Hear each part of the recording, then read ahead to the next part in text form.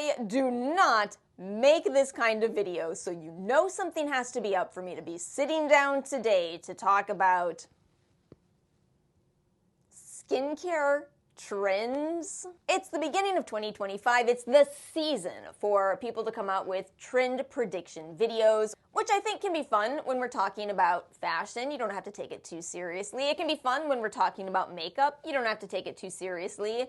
And with skincare, it just always feels a little odd, in my opinion. You know, as somebody who has said many times on this channel, don't shop for products just because they're popular. I mean, why would you shop for someone else's skin needs? That doesn't make a bit of sense. But here's the deal.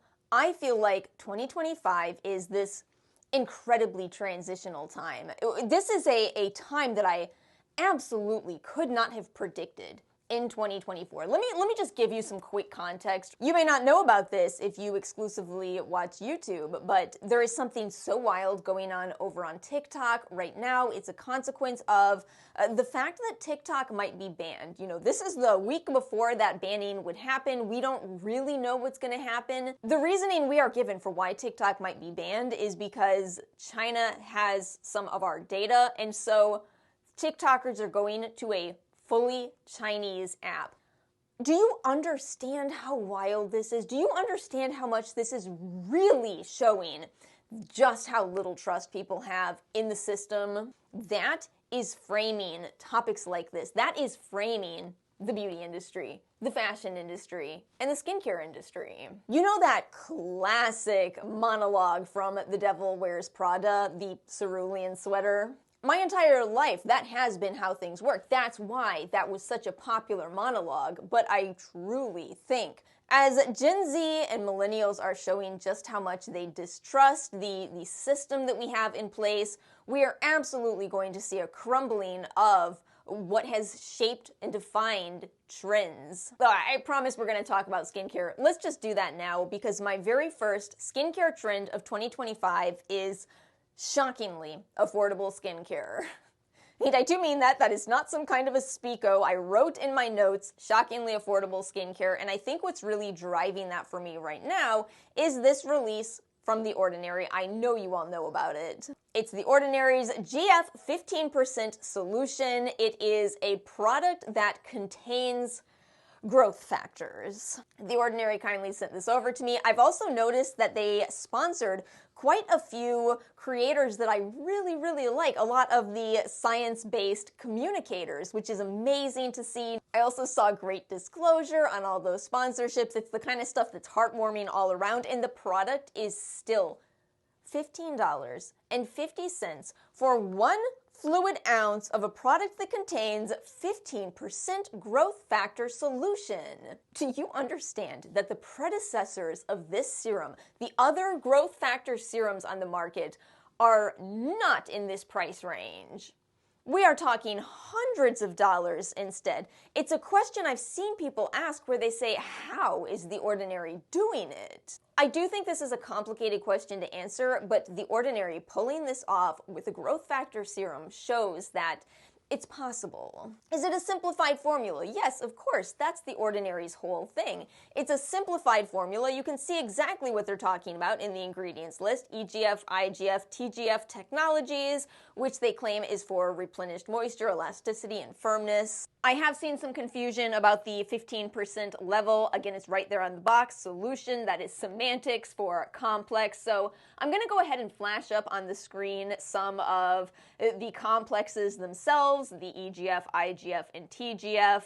Feel free to cross-check these if you don't believe me, but yeah, the highest level you'll see these actually in the product is about 1 to 2%, and the complexes contain water and butylene glycol, which we clearly see in the ingredients list on The Ordinary's product. It's in your standard dropper bottle. It's got a watery texture. There's nothing really super special about the packaging or the feel, but again, this is all in line with The Ordinary. This brand has always made products that are focused on a goal, but keep the cost low by simplifying the packaging, by not spending a ton of time on the texture, just making products that anyone and everyone can afford. And here's the thing, if we see this in January of 2025, I think we are going to start seeing more and more of this through the year. I think the people have spoken. The cost of rent is too high. The cost of eggs is astronomical. And that's not even to mention the awful stuff going on in the world. I genuinely think more people are wanting to do things like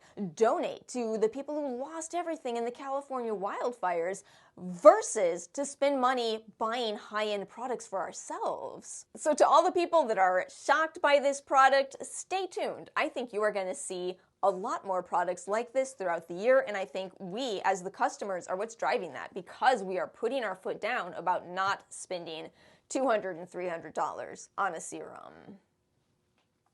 Let's move on. I want to talk about the ingredient spotlight for 2025. Every year it seems like there's a handful of ingredients that you just see absolutely everywhere. I think this can be a good and a bad thing. You really have to figure out if these ingredients are for you. But I really wanted to take some time talking about this because you already know Anua released their azelaic acid serum. It seems in both 10 and 15%. I just received this in PR from Shani Darden. She, too, has come out with a 10% azelaic acid serum. This one is pricier, and she is using the derivative instead of azelaic acid, which I think does make sense in a product where the goal is calming. This newfound emphasis on azelaic acid has me both excited, and I also feel like it makes perfect sense, because my own experience with azelaic acid was that I didn't really like it at first. It took me a long time to get on board with that ingredient. I had to figure certain things out with azelaic acid. For example, I need to apply that ingredient onto dry skin, not moist skin. Moist skin helps with product absorption, and I don't want to absorb that active too quickly. I found that for fighting acne, I had to really be more diligent with that ingredient than I do with other ingredients. For example, with adapalene, I can use that every other night. That is once in 4 routines, whereas with azelaic acid, I get better results if I use that once every other routine, meaning every single morning or every single evening, which turns out to actually match the literature in which people sometimes use it twice a day. So I think with this ingredient, maybe it's not just me that had a little bit of a rough start with it, and I think that could explain why it's kind of been around for a while, but I see it coming out in more and more products. I also think that we have a very confusing perspective on the percentages of azelaic acid right now. I see some people really seeking out 15 or 20% azelaic acid because, as we've talked about before, that's the level that's been studied in the literature. We do not have studies on 10%. But these products are sold at 10%. What we do have, though, is a body of anecdotal experiences. I can tell you all about using 10% azelaic acid, and I can tell you I'm happy with it, and it is not just me.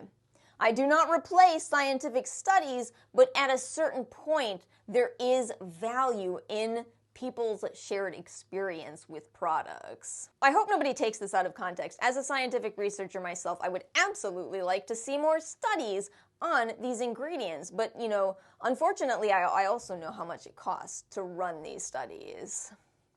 Let's move on to my third point. I am beyond excited for this one. My third point is normalizing acne. The amount of times where I've gone for coffee or I've gone to a store and the cashier has been wearing hydrocolloid patches, it is so heartwarming to me as a person with acne, and it makes me feel like I'm not alone. Acne is something that roughly 4 out of 5 people deal with at some point in their lives. That is a lot of us. And we have hydrocolloid patches now. Do you understand how lucky we are to have these patches that we can stick on any pimples and then facilitate the healing process of that pimple? But as a millennial, I know that when they first started coming out, we were just wearing these at night, right? You didn't want to see someone while you were wearing a patch. People would say to you, oh, you've got you've got tape on your face. But I keep seeing brands come out with cute designs for patches. You know, I've seen it from a lot of K-beauty brands, Starface, even Beekman 1802 came out with some wicked patches. And I love that people are saying, okay, well, I'm just gonna wear it to work. Good for you. Why wouldn't you? You take care of your skin in the healing process of that pimple so it clears up without leaving a scar. If you have ever tried to deal with acne-related hyperpigmentation, you know how smart it is to just prevent the scar in the first place. This trend is amazing to see. Every time I see it, it makes me feel more comfortable wearing my little patches out. And, you know, that's what we do for each other. We normalize things the more that we do them together. And my final trend prediction for 2025 is I think that K-beauty is just going to keep growing. But here's the catch. I don't just mean skincare. I think it's all starting with skincare, yes. You know, we saw Manyo introduced into Ulta Beauty. We have now seen Anua added to Ulta. Then I Met You has come to Sephora. We are seeing more and more K-beauty carried in our stores. But what about K-beauty makeup? As brands like Parnell and Tier are adding incredible shade ranges that cover everybody, I think we're going to start seeing K-beauty makeup sold in stores. These stores are currently missing out on the hype of some of these cushions. And that's not to mention hair care. Hair care has been kind of on the back burner for the entire time that K-beauty skincare has been trending. I think we are finally going to start seeing K-beauty hair care get some attention. Because listen, it is formulated well and it is affordable too. And I don't know what it is with hair care. Oh, it's been a while since I did a hair care video. But I've always felt it's so bizarre that people on social media love drugstore skincare, love drugstore makeup. When it comes to drugstore hair care, people get funny. But high-end hair care, are you kidding me? Have you seen the price points? We need something in the middle. And I think that is something that K-beauty and J-beauty can give. So my friends, those are my beauty-related predictions for 2025. Let me know what you think in the comment section below. Again, it's a very different video for me, but I hope you did enjoy it. I would love to hear your thoughts. If you enjoyed, make sure to like and subscribe. I hope you all have a wonderful weekend, and I will see you all next time.